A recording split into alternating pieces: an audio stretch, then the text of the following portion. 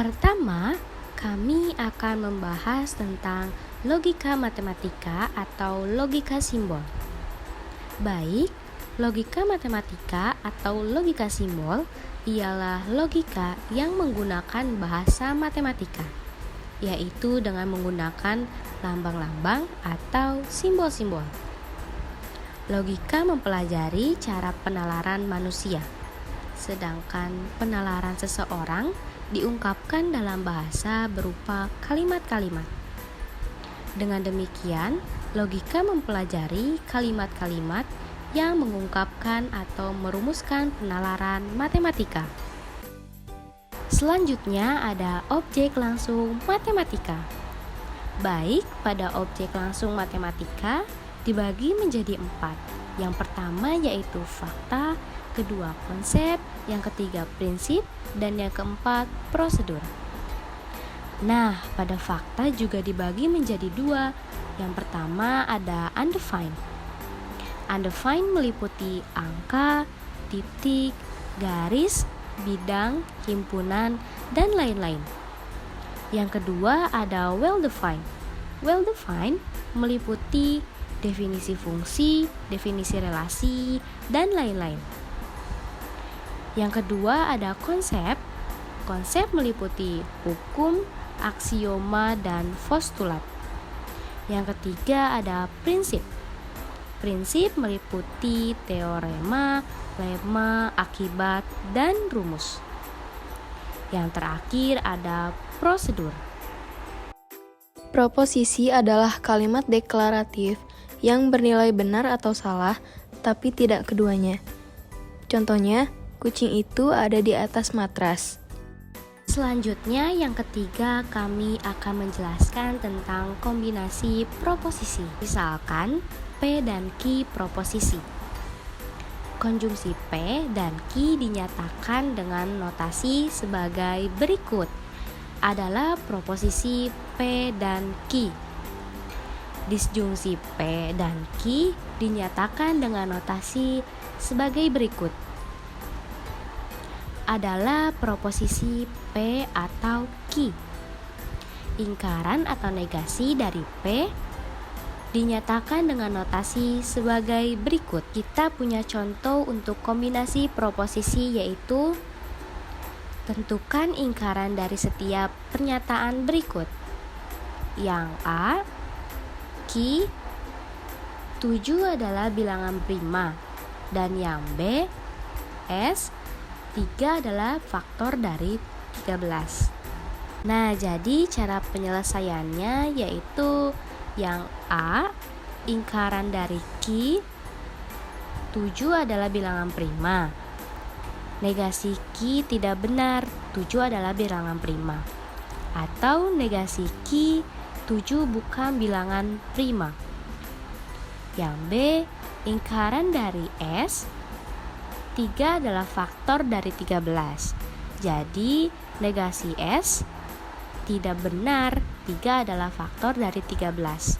Atau negasi S bukan faktor dari 13. Ingkaran atau negasi dari suatu pernyataan adalah pernyataan lain yang diperoleh dengan menambahkan kata tidak atau menyisipkan kata bukan pada pernyataan semula. Ingkaran atau negasi dari suatu pernyataan P disajikan dengan lambang negasi P dan dibacanya tidak P. Bila pernyataan P bernilai benar, maka ingkarannya atau negasinya bernilai salah dan begitupun sebaliknya, seperti pada tabel kebenaran berikut. Contoh untuk ingkaran atau negasi yaitu seperti misalkan P Jikustik adalah sebuah kelompok band yang berasal dari Yogyakarta. Nah, untuk negasi P-nya berarti tidak benar bahwa Jikustik adalah sebuah kelompok band yang berasal dari Yogyakarta. Atau bisa disebut Jikustik bukan sebuah kelompok band yang berasal dari Yogyakarta. Konjungsi adalah pernyataan majemuk yang menggunakan kata hubung dan. Kata hubung dan disajikan dengan lambang seperti V tetapi terbalik. Definisi konjungsi yaitu suatu konjungsi bernilai benar hanya bila kedua pernyataan tunggalnya bernilai benar, seperti pada tabel kebenaran berikut. Contoh konjungsi, misalkan Indonesia adalah negara republik dan berpenduduk 200 juta jiwa. Nah, dari kalimat tersebut ada kata hubung dan. Berarti bisa dinyatakan bahwa kalimat tersebut adalah konjungsi. Baik, kita lanjutkan yang keenam, ada disjungsi.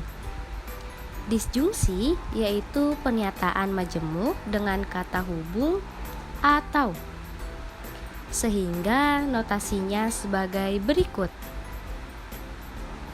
Dibaca P atau Ki. Contoh soal dari disjungsi yaitu P, paus adalah mamalia. Ki, paus adalah herbivora. Cara penyelesaiannya sebagai berikut. Jadi dari soal tersebut, P disjungsi Ki, paus adalah mamalia atau herbivora. Disjungsi eksklusif adalah salah satu metode dalam mengkombinasikan proposisi yang menggunakan kata atau sebagai operatornya. Disjungsi eksklusif bernilai benar apabila salah satu, tidak boleh keduanya, dari pernyataan tunggalnya benar. Contohnya, saya akan pergi ke pantai atau pergi ke pegunungan. Proposisi majemuk adalah proposisi yang terdiri atas satu atau lebih pernyataan sederhana dengan kata hubung. Contohnya, kucing itu ada di atas matras dan anjing itu ada di halaman. Implikasi adalah pernyataan majemuk yang menggunakan kata hubung bila, maka. Pernyataan tunggal yang pertama disebut anteseden dan yang kedua disebut konsekuen. Kata hubung bila, maka disajikan dengan lambang seperti tanda panah. Dan untuk definisi implikasi yaitu suatu implikasi bernilai benar bila antecedennya salah atau konsekuensinya benar. Jadi suatu implikasi bernilai salah hanya apabila anteceden benar dan konsekuensinya salah. Seperti pada tabel kebenaran berikut. Misalkan bila kamu tidak membeli karcis maka kamu tidak akan diperbolehkan masuk. Nah, dari kalimat tersebut ada kata hubung bila, maka. Jadi kalimat tersebut adalah suatu kalimat implikasi. Yang terakhir kita akan menjelaskan tentang biimplikasi.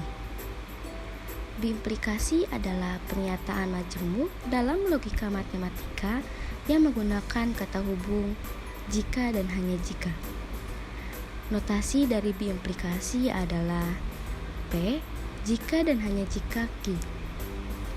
Biimplikasi hanya bernilai benar jika pernyataan P dan Ki bernilai sama, baik keduanya benar atau keduanya salah.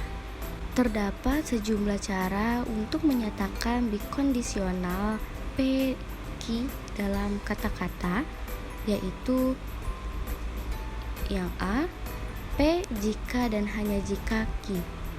B, P adalah syarat perlu dan cukup untuk Ki. Yang C, jika P maka Ki, dan sebaliknya. D, P if Ki. Kita akan memberikan contoh untuk biimplikasi. Di sini ada dua contoh. Yang A, jika udara di luar panas, maka Anda membeli es krim. Dan jika Anda membeli es krim, maka udara di luar panas. B, jika Anda lama menonton televisi, maka Anda lelah. Begitu sebaliknya. Nah, cara penyelesaiannya, yang A, Anda membeli es krim jika dan hanya jika udara di luar panas. Dan untuk penyelesaian yang B, mata Anda lelah jika dan hanya jika Anda lama menonton televisi.